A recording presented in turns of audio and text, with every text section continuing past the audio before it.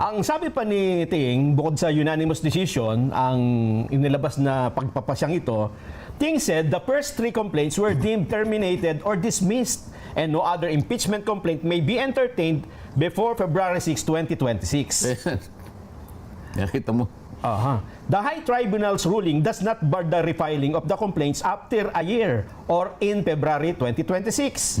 Ting said that apart from 1-year ban, the Supreme Court en banc also found the impeachment complaint against VP Sara Duterte to be violative of her right to due process as enshrined in the Bill of Rights of the Constitution. At dahil po ito ay running story to Jen, may mga lumalabas pang mga detalye. Meron pala siyang keynote Sen na mga parte ng desisyon. Ito ang isa. Ting quoting a portion of the Supreme Court en banc's unanimous decision declaring the impeachment complaint versus VP Sara Duterte unconstitutional. Ito yung quote. Our fundamental law is clear. The end does not justify the means. Ito pa po yung isang quote. There is a right way to do the right things at the right time. This is what the rule of just law means. This is what the fairness or due process of law means even for impeachment. Tama naman yun eh. Alam mo kung saan kinuha yan kahit di pa natin nababasa yung kabuuan ng desisyon ng Korte Suprema. Nakalagay sa mismong tuntunin ng Rules of Procedure in Impeachment Proceedings sa House of Representatives, lahat ng impeachment complaints na ipapail, maging ito ay galing sa pribadong tao o kaya mismo na sa mga miyembro ng House of Representatives o kaya ito'y pinirmahan ng hindi bababa sa 1/3 ng lahat ng miyembro ng House of Representatives, kinakailangan i-repair mo sa Committee on Justice. Yun ang tuntunin. O isip-isipin mo, umabot lamang doon sa tinatawag nilang 10-session day. Hindi totoo yun, Jen, Nelson. Sa totoo lang, kapag ako talagang nakahanda tayo, sinasabi ko naman sa inyo, kung yan ay natuloy halimbawa na pag-usapan sa Senado, unang-unang pagkakamali nila, Jen, yung unang complaint ay i-file at in-endorse at ito'y tinanggap ng opisina ng Secretary General December 2. Tandaan nyo, okay, December 2. December 2, 2024. Opo. Ang December 2 ay araw ng Lunes. First session day. Opo. Pero sa numero ng session, ito ay session number 26.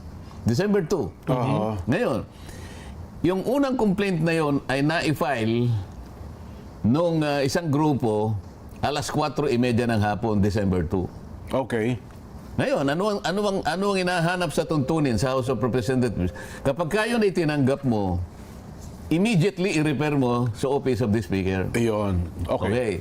So, palagay ko walang nangyaring pagre-repair. Kasi kung talagang immediately, wala naman sinasabi ng paraan pagka i-repair mo. Pwede mong i-text si Speaker. Pwede mo siyang tawagan. Pwede mo siyang puntahan na personal. Kasi ito ay bigla na lang dumating, December 2, tapos 4:30, tinanggap ng opisina. Nelson, kung ikaw ang Secretary General, babasahin mo lang ba yan, tapos ilalagay mo sa opisina mo o tatawagan mo kaagad ang Speaker? Siyempre, dapat tawagan nila ng Speaker. Impeachment ito eh. Ito ay isang paraan para tanggalin mo ang pangalawang pinakamataas na opisyal ng ating bansa.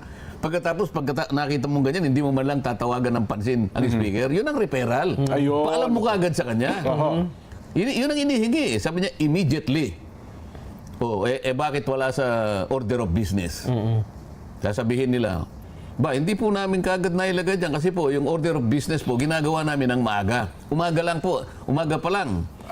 Ginagawa na namin yan kasi po magsisimula po yung session alas 13. Tinanggap ko po yan 4:30. Alas 4:30 ng hapon. Hindi mo rin mapapangatwiranan yun. Bakit ka mo? Kasi, pagkaraniwan na sa amin, pag may biglang dumating na ganyan na napaka-importanting bagay, at nirepair mo kaagad sa opisina ng Speaker. Speaker, Sabi ng Speaker, sige, isama mo additional reference of business. Ayun, so pwede naman palang gawin yun. Pwede mo gawin May kababalian naman pala Ang totoo niyan, yung apat na yan, nung i-repair nila doon sa sinasabi nilang 10th session day, Opo. yun ang February 5. Ayun. Wala siya doon sa order of business doon sa araw na yun. Oho. Kaya nga sinasabi ko, kung ito'y halimbawa umabot sa Senado. Opo. unang tanong ko sa kanila, hawak-hawak ko yung Opo. hawak-hawak ko yung session number 36. Ito yung sinasabi niyong 10th session day. Opo. Kapag ka napatunayan ninyo na ito'y nakasulat dito, ibig sabihin, in-include nyo, Nandyan talaga, oo. magre-resign ako as Senator of the Republic. Naku, mabigat. Okay? Kasi wala eh. Hawak ko na eh. Opo. O bakit ninyo ipinangatwiran? Pinangatwiranan ninyo na pati sasagot ng Solicitor General eh. Opo. Ha? It was included in the order of business, sabi niya. Ito po yung aming katibayan, Annex A. Halimbawa, ano? Annex A. Session number 36, order of business. Oho. Pagka tinignan mo, wala doon. Saan mo makikita? Sa journal. Oho. Sa journal number 36. Doon mo makikita kasi additional reference of business. Ayun pala Isipin mo, yun. Oho. balikan natin kamo yung December 2. What is so spectacular about December 2? Kaya nga Pagka po. tiningnan mo, dalawang panukalang batas lang ang binasa on first reading. Dalawa lang. Dalawa. Walang hindi masyadong busy yung araw na yun. Oho. Yung December 2, ha? Opo.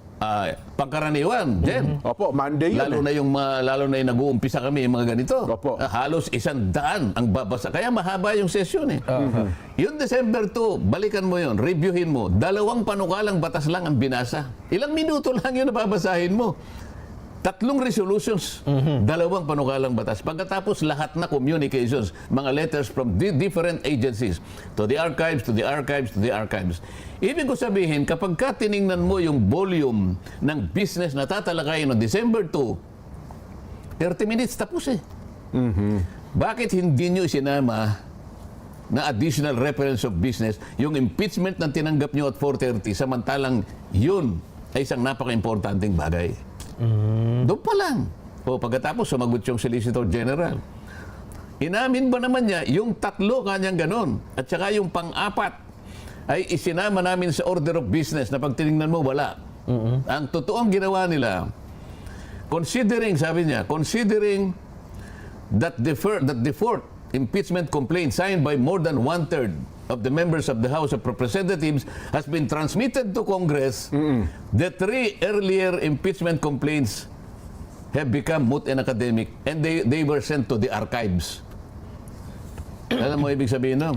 Pinatay po namin. Pinatay nyo. Kaya nilagay Kaya sa nga sabi archive. ng Korte Suprema, pinatay ninyo, ibig sabihin yung pangalawa, hindi na pwede. You violated the 1-year ban rule. Ayun. Simple. So yun pala yung binabanggit ng Korte Suprema Oo. na nalabag yung 1-year ban rule ng impeachment complaint. Yes. Ayun. Oho.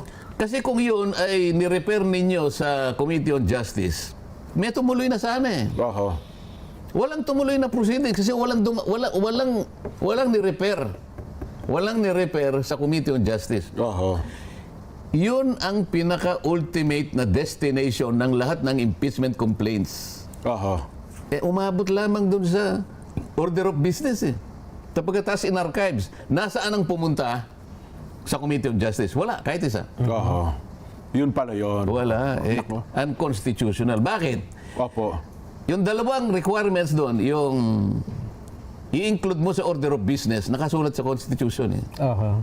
Pagkatapos, in 3 session days thereafter, sabi niya, kapag lumabas nga sa order of business, i-repair mo naman sa Committee on Justice. Aha. Hindi nangyari yun.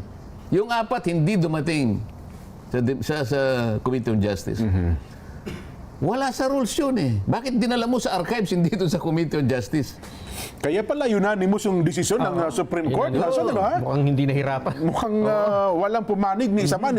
Ni wala bang dissenting opinion? Hindi, pagka unanimous, ibig sabihin Unanimous lahat. eh. Talagang ganun pala. No? Wala. Ganun ka grabe. Oho. Bakit sinabi na walang due process dyan? Kanina, nabanggit niya. Yes, opo. Ipaliwanag natin bakit walang due process. O, bakit po? Hindi nga dumating sa Committee on Justice, doon mo kasi tatawagin ng Vice President para kahit papano, kung gusto niya mag-appear doon, magpaliwanag, Opo. o magbigay ng doon pa lang, sagutin niya, Walang nangyari. Wala rin ho kasing gano'n, no? Ni isang pagdinig ata sa Committee on Justice, wala pong nangyari. Wala eh. Diniretso agad eh. Marami silang itinago doon sa kanilang tuntunin. Opo. Oh.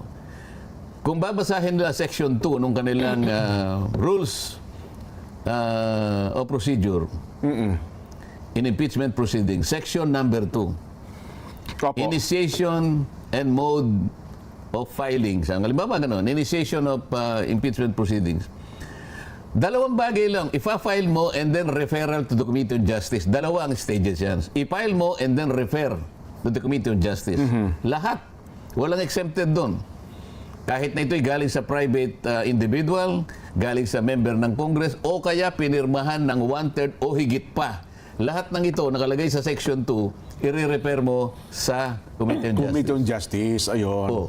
Yung port complaint, dumating, hindi, tin-transmit ka agad. Opo, dinala agad sa Senado yun. Yun ang kanilang pag-aakala na kapag ka 1/3, ita-transmit mo. Eh samantalang kung basahin niya uli doon, ang sinabi lang, pagka 1/3 o higit pa, yung pagta-transmit doon, gayahin mo kanya yung approval ng isang bill. Yun lang naman ang sinasabi, yung kung paano mo ita-transmit. Pero walang sinasabi na hindi mo muna i-refer sa Committee on Justice. Ayun pala. Ngayon ko na